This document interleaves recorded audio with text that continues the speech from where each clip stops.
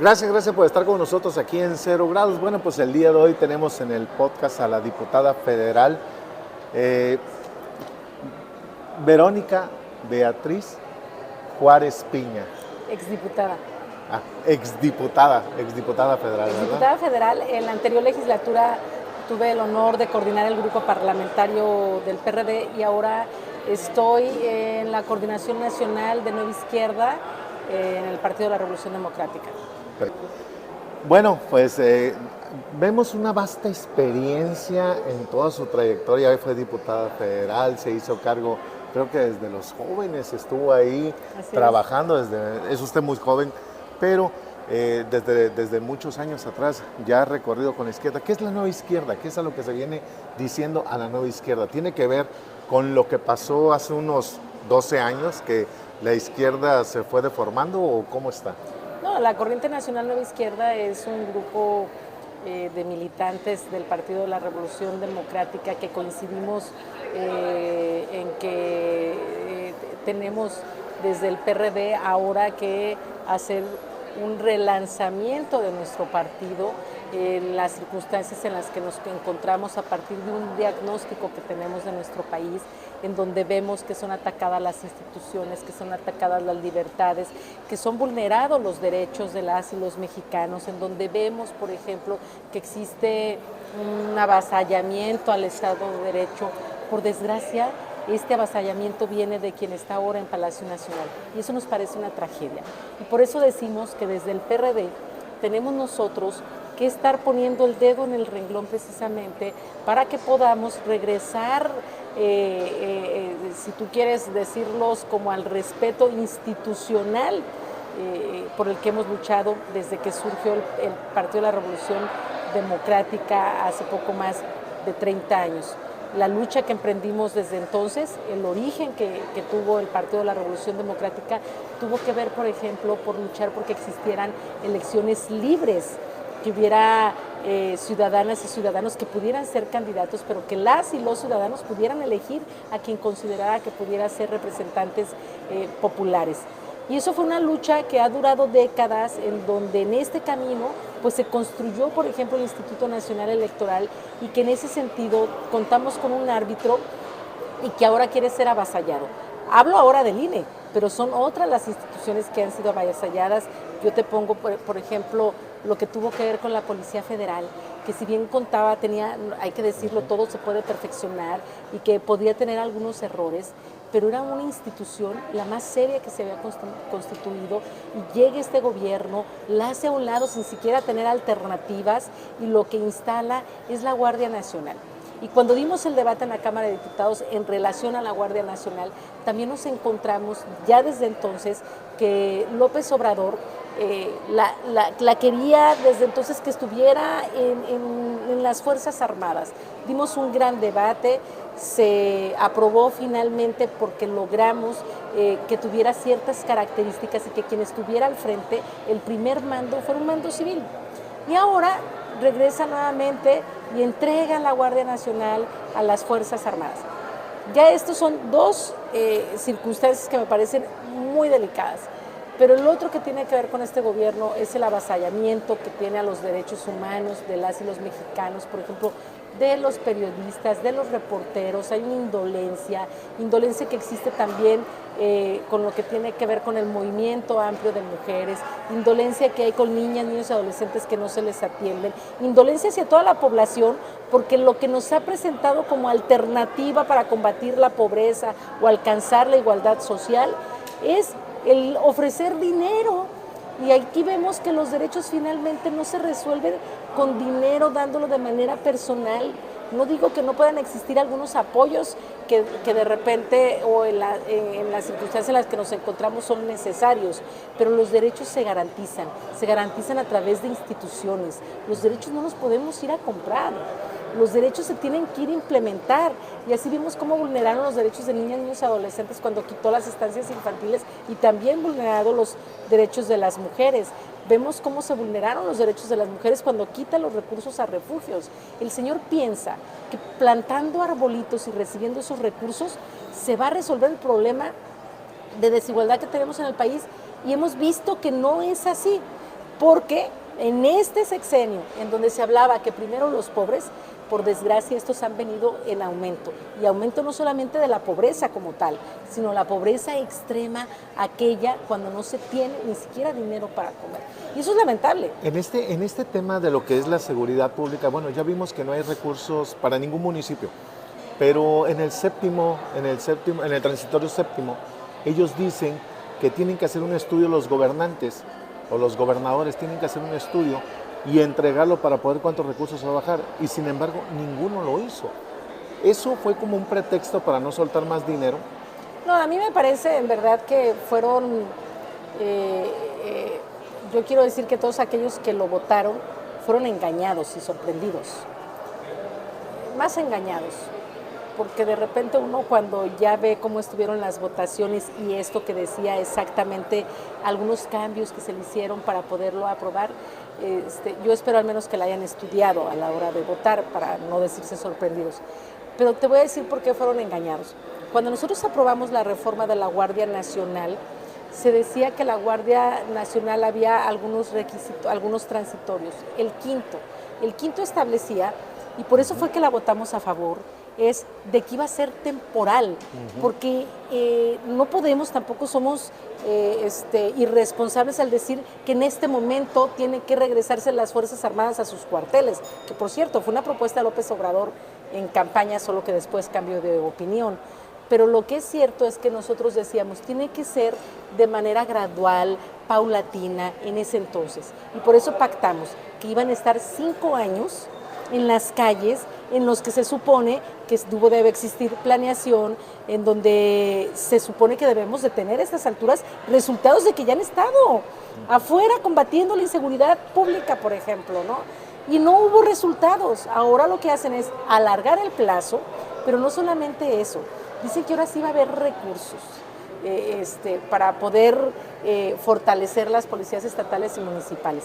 Si eso fuera, lo hubiéramos visto de manera muy clara en los presupuestos sin necesidad, digo, también hay responsabilidad de los gobiernos estatales, pero sin necesidad de ello hubiera destinándose recursos para que podamos tener un programa federal de respaldo a los gobiernos estatales con la idea de que fortalezcan sus policías estatales y además las policías municipales. Esa era la función que tenía el fideicomiso Fortasec, en donde se destinaban recursos para la seguridad pública y a partir de ello, dependiendo de ciertas circunstancias, reglas y objetivos, se destinaban no a todos los estados, sino a los que fueran presentando sus estudios, y a partir de eso se decía, bueno, el nivel de violencia en tal municipio, en tal estado es de tal magnitud, pero hay una propuesta de cómo se puede fortalecer las instancias que van a combatir la inseguridad para poderlo implementar, pero eso no hubo. Entonces, a mí me parece finalmente que fue un engaño.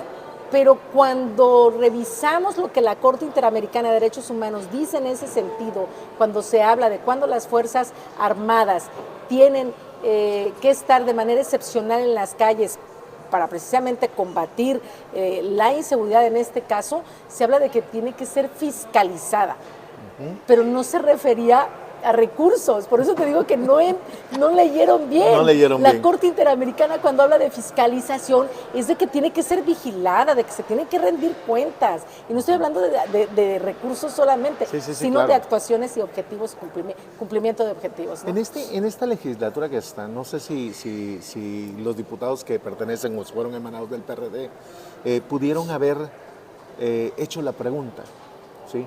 ¿Para qué queremos más soldados si de todas maneras no pueden actuar? La orden es abrazos, no balazos. Entonces, ¿para qué queremos más gente metida bajo el mando del ejército si nadie va a poder actuar? Mira, yo creo que aquí finalmente lo que ha fallado es una estrategia. La estrategia de seguridad ha fallado. Y así dicen los datos del propio Secretariado de Seguridad Pública. Es decir, ahí están. No ha servido que estén en las calles, por cierto. No solamente en este gobierno, ya los habíamos visto en el gobierno de Calderón, lo vimos en el gobierno de Peña Nieto y lo estamos viendo en este gobierno, y los datos nos dicen otra cosa. Entonces, para empezar, la estrategia está mal. Luego decimos, abrazos y no balazos. Pues a mí me parece que esa es una irresponsabilidad, porque cuando las ciudadanas y los ciudadanos nos tutelan nuestras libertades, el gobierno a través de todas las instituciones de un Estado, es porque nosotros confiamos en que nos van a garantizar el derecho de poder transitar de manera libre por las calles, nuestro derecho a la seguridad que tenemos todas y todos. Y esa es una obligación del Estado, es una obligación de quien está al frente, y se le hace muy fácil a través de la narrativa de abrazos y no balazos, como lo va a resolver. Pues no, no debe ser.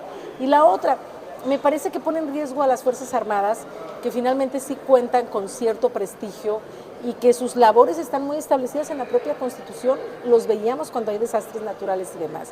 Pero ¿qué es lo que nos preocupa? Nos preocupa que más que estén llamados, o más bien están llamados a combatir el crimen organizado, pero ellos reciben órdenes, ellos reciben indicaciones, ellos están preparados, los militares, para matar al enemigo.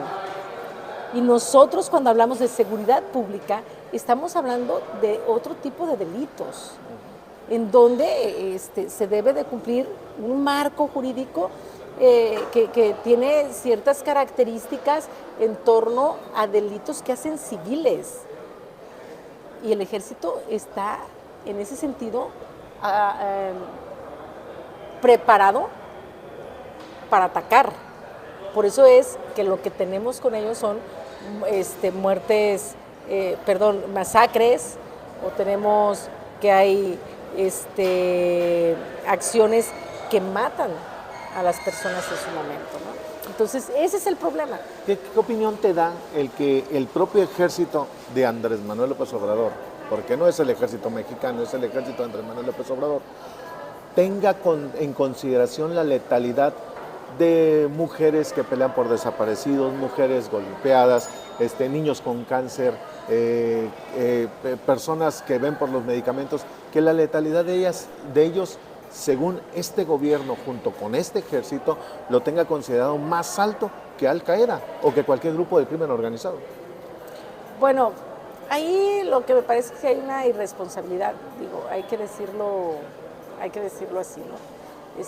Porque finalmente vemos por una parte de lo que tú me hablas de estos grupos de la sociedad civil, pues que se les vulneran sus derechos, nada más que son ignorados, y eso no lo debería de ser un jefe de Estado. ¿Qué hace un jefe de Estado?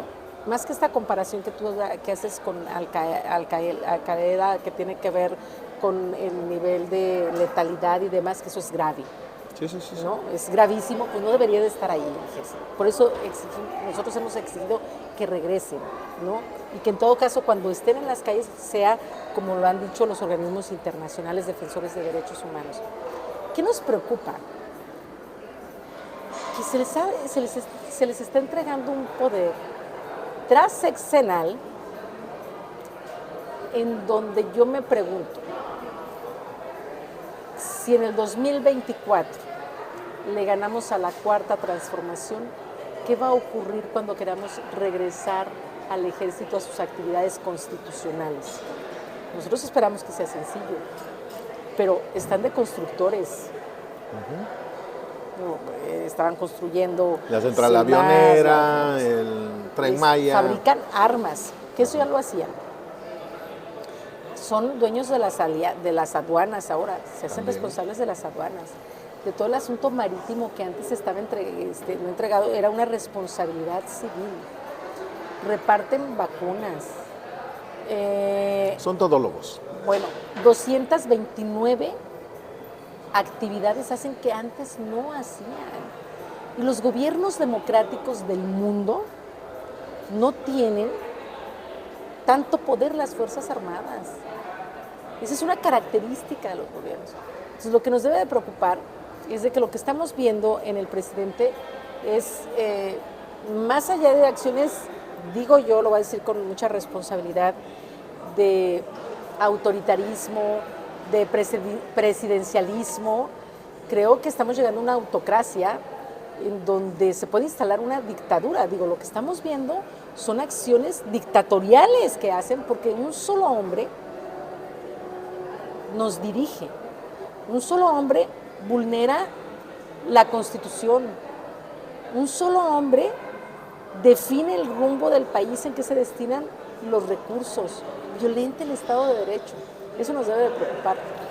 Yo hace algún tiempo escribí una columna Y en mi columna decía que si Andrés Manuel López Obrador, que el poder que le está ofreciendo el presidente de la República al ejército, le permite al ejército que Andrés Manuel López Obrador, si pierde la próxima elección del 2024, él, estando al mando del ejército, se le pegue un golpe de Estado.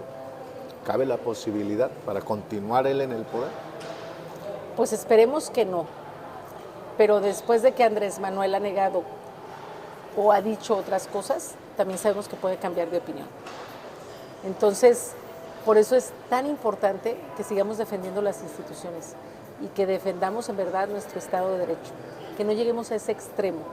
Eso nos preocupa, por supuesto, que no lleguemos al extremo en donde tengamos en todo caso que pelear con las Fuerzas Armadas para que regresen al lugar que la Constitución les da.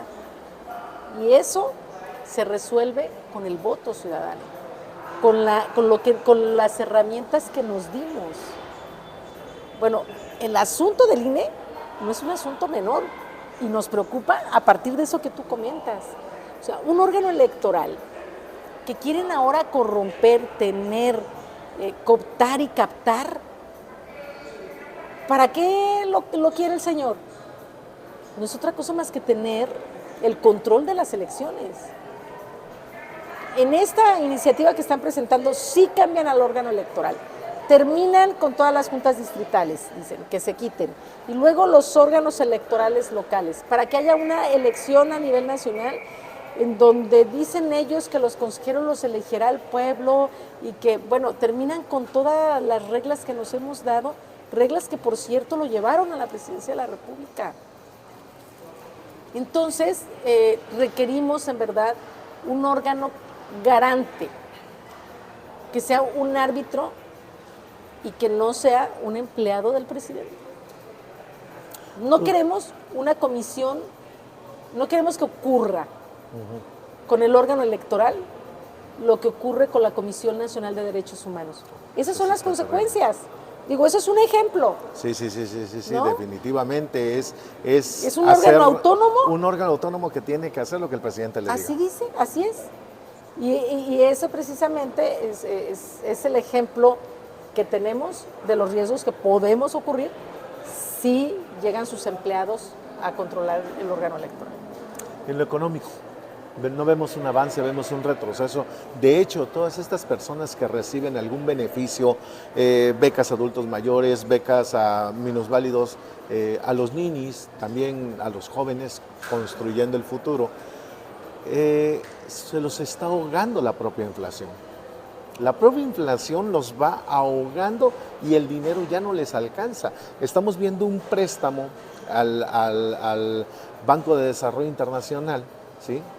Creo que sí es el Banco Interamericano, ¿no?, de Desarrollo. Un préstamo donde pide $750 millones para programas, ¿sí?, de las propias personas de la tercera edad, porque les quiere triplicar el bono ahorita para las elecciones. Entonces son señas de que se va acabando el dinero. ¿Cómo lo ven desde el PRD? Pues lo lamentamos porque a final de cuentas los dineros que están se definen desde una sola visión, sí, para los programas estos que tienen que ver, digo yo, con el clientelismo, pero también para sus megaproyectos. Tenemos ahí lo que tiene que ver con el Tren Maya, con lo que fue el propio aeropuerto, con la refinería, recursos que se están destinando a cosas que en verdad no sirven o no eran de primera necesidad. Y en contraparte, dices bien, no tenemos un plan económico ni de financiamiento que tenga pies y cabeza en el país. Bueno, la inflación como nunca la habíamos vivido. Y luego vemos también una baja en la capacidad adquisitiva que tienen las personas ahora. Entonces, y esto lo que finalmente genera es de que cada vez con nuestros recursos compres menos. Y uno diría, bueno, va a ser un tiempo. No. Lo que está previsto es de que esto no se va a acabar pronto. Y lo difícil y complicado es que las ciudadanas y los ciudadanos lo que están pasando es que van al mercado y no pueden comprar ya carne, o van al mercado y ya no pueden comprar huevo, y vas al mercado y ya no puedes comprar la canasta básica para poder sostenernos. ¿Y eso qué genera? Bueno, sí, puede generar una crisis finalmente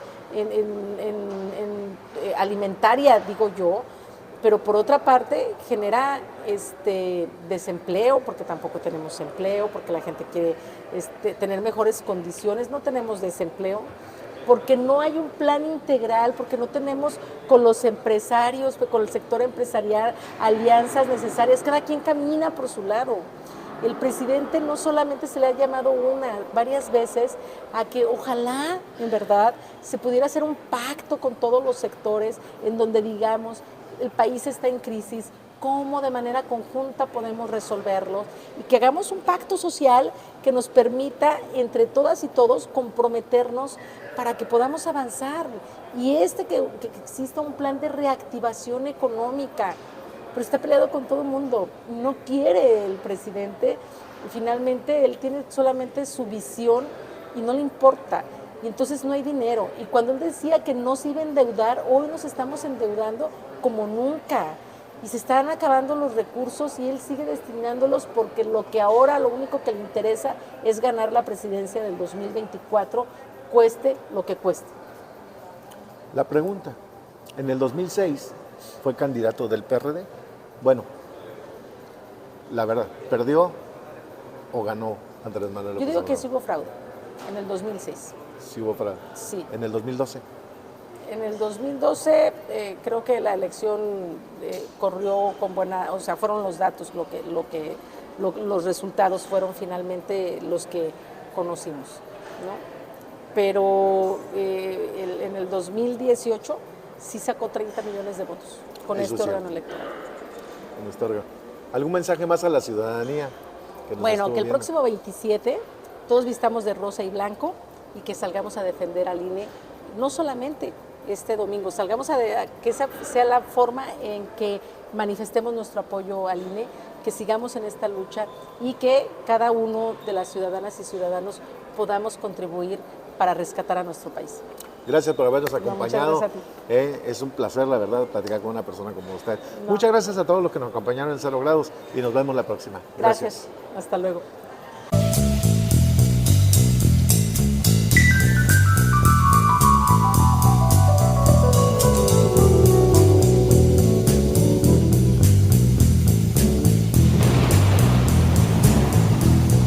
Hola, ¿qué tal? En esta nueva era de la internet, la televisión es diferente.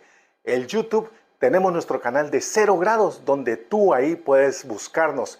Dale aquí abajo clic, dale like, suscríbete y activa la campanita para que te enteres lo que está pasando en el momento.